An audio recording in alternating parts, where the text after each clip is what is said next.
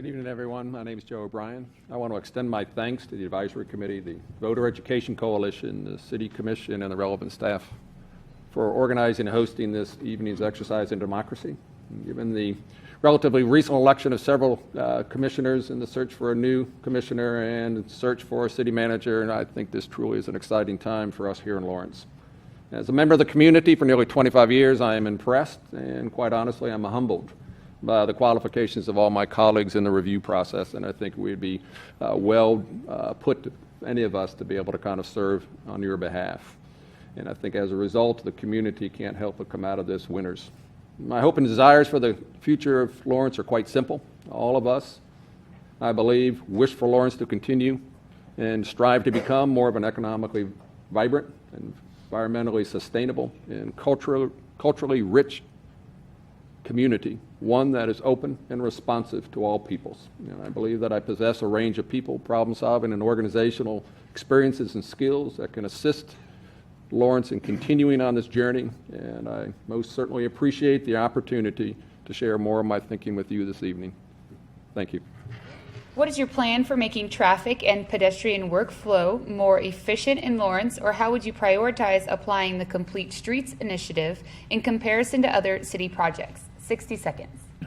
As a cyclist myself, and as someone who has a sister that's been kind of in a wheelchair since she was 7 years old, I have to say that I'm fairly supportive of kind of the Complete Streets, kind of the notion of realizing that people kind of go through the community in kind of multiple ways there. And so in that sense, I fully support kind of the use kind of the bike lanes.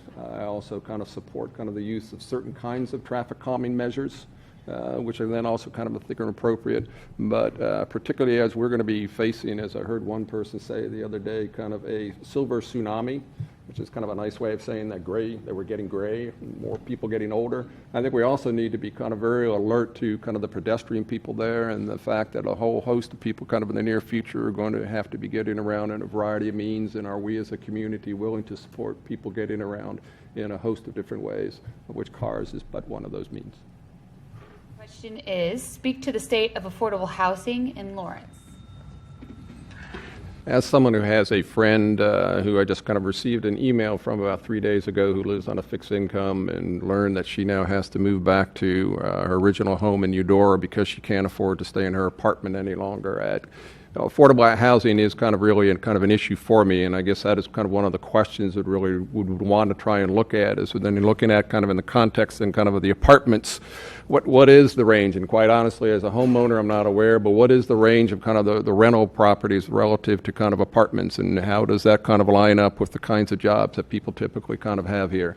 At the same time, what about kind of starter-up homes for people that, might be in a position where they want to make that transition from kind of renting to kind of home ownership? What is it that can be done to be able to accommodate people, to be able to help them make that move and then kind of achieve what many of us would like to achieve, and that is basically being in a position to own our home, be able to kind of be part of the community, and to kind of raise our family. Where do you think growth in Lawrence should be directed in the future, address retail development such as the South Point project?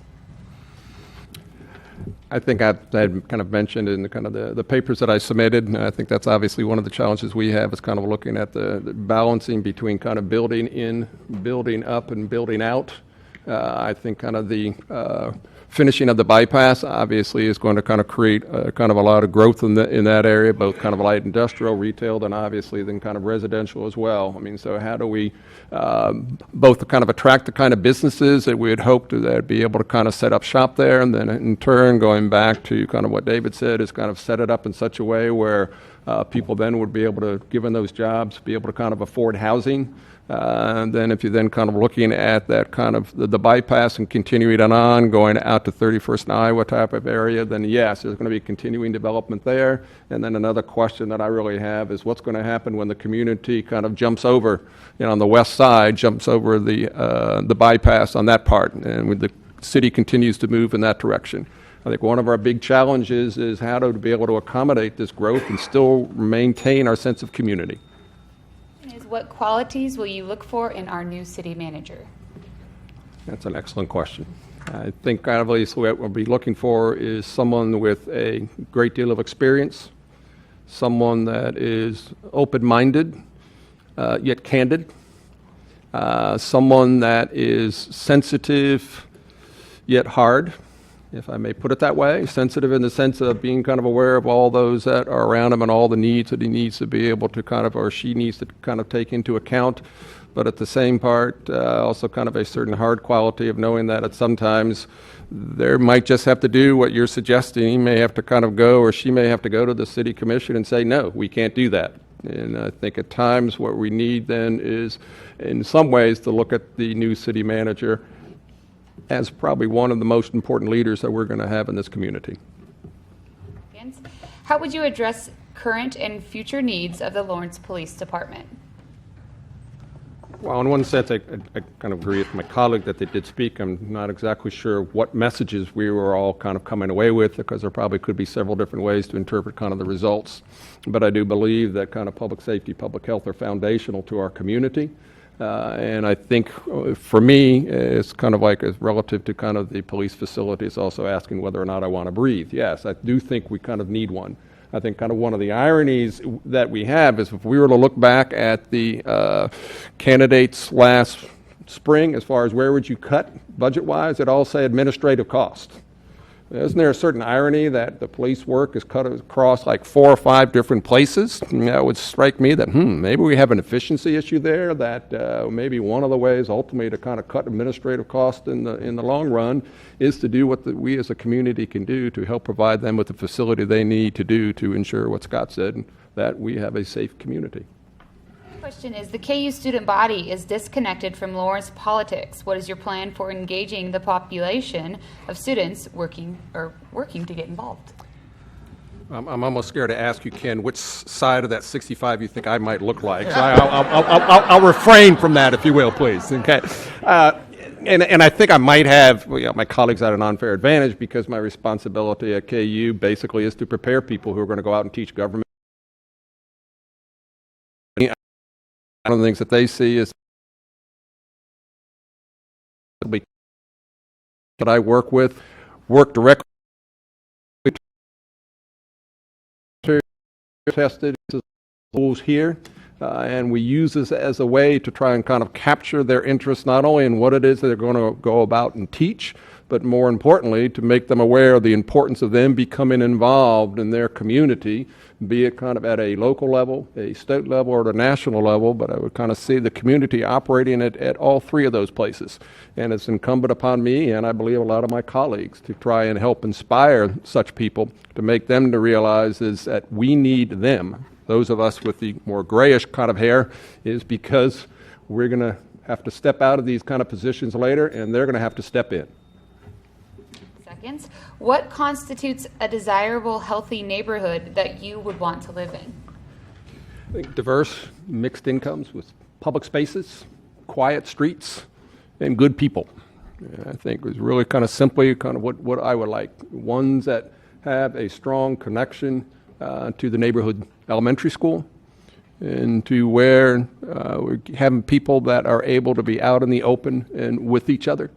And going on what Ken said, just kind of promoting ways in which to kind of socialize and be together. I'd almost kind of be interested in kind of a return to move away from privacy fences and a return to front porches. As quaint as that might seem, but that's kind of neighborhood that I would like, is where the people are out among each other rather than back behind a fence among themselves and not socializing. What do you propose to make sure Lawrence provides for itself a communication and information infrastructure for the 21st century, i.e. municipal-wide fiber optic broadband internet, Chattanooga muni-owned model, KC Google/corporate model, or what else? I agree with what people kind of said so far.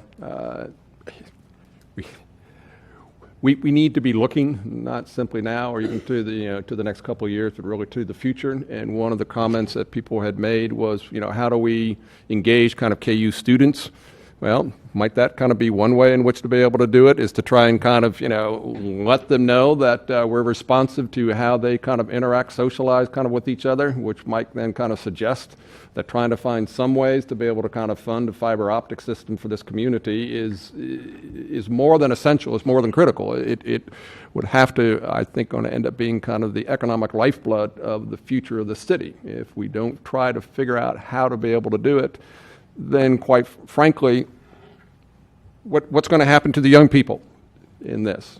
As someone who, even though my son now is working, I continue to pay his bill and continue to find out how much he uses each month. Mm-hmm. Well, I know it won't be for much longer. I mean, but my point being, thank you. No, that's fine.